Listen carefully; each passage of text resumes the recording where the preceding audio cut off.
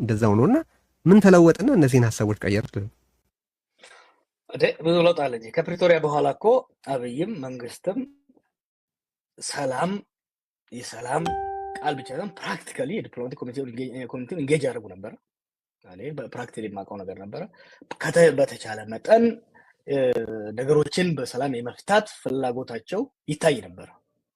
ነገር ግን በተለይ ደግሞ የአይኤምኤፍን ስምምነት ከፈረሙ በኋላ የነበረችውን ተስፋ አሟጣው ነው የሄዱት። ከዚህ አንፃር የዛ ጊዜ ከደረጀ ጋር ስናገር ትዝ ካለህ አንድ ነገር ያልኩት ነገር አለ። በፕሮቨርብ አለ በኦሮሞ ውስጥ አባብለህ ዋሽተህ ማስታረቅ ይሻልሃል አባብለህ ዋሽተህ ከምታጣላህ። የዛ ጊዜ የነበረ ነገር ያኔ እየዋሸ ነበር። በተወሰነ ደረጃ ማባበል ነበረብኝ። ምክንያቱም you see this is the problem እኮ ሰዎች እኮ የምትለውን እያልክ እንደሆነ እንዳያስቡ የሚያደርጋቸው እኮ no it's not a problem because ለምሳሌ ጥያቄ ሲጠይቀኝ ነበረ ዲቴል ማወቅ ፈልጎ ነበረ ስለ ታንዛኒያ ስለሆነ why should I tell the details? ምክንያቱም አለመናገር አንድ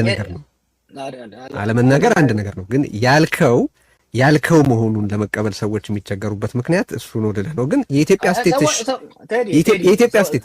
የኢትዮጵያ ስቴት ያኔ ሬዚሊየንት ሆኖ አሁን ምን ተፈጠረ? ሰዎች አይደለም የራስን ሰዎችን አትጥቀሰረ ነው ግድ የለም የራሴ ሲሆን ችግር የለብኝም። ምን ችግር የለኝም። ችግር የለብኝም። የራሴ ሲሆን የራሴ እልሃለሁ። don't worry about it። ንገረኝ እሱን። ስቴቱ ያኔ ሬዚሊየንት ሆኖ አሁን ምን ሆነ? ስቴቱ ሬዚሊየንት ባይሆን ኖሮ እስካሁን ይፈርስ ነበር። ሉክ አት ሱዳን፣ ኦኬ ሉክ አት ሊቢያ። የኢትዮጵያ ምንድነው ያልኩት? የኢትዮጵያ ስቴት እስካሁን መቀጠሉ ራሱ ሬዚሊየንት ነው፣ ሚራክል ነው። በስቴት እስካሁን መቀጠሉ ሚራክል መሆኑን ነው የሚያሳየው። የዛ ሚራክል ሲክሬሲ ደግሞ ኦልድ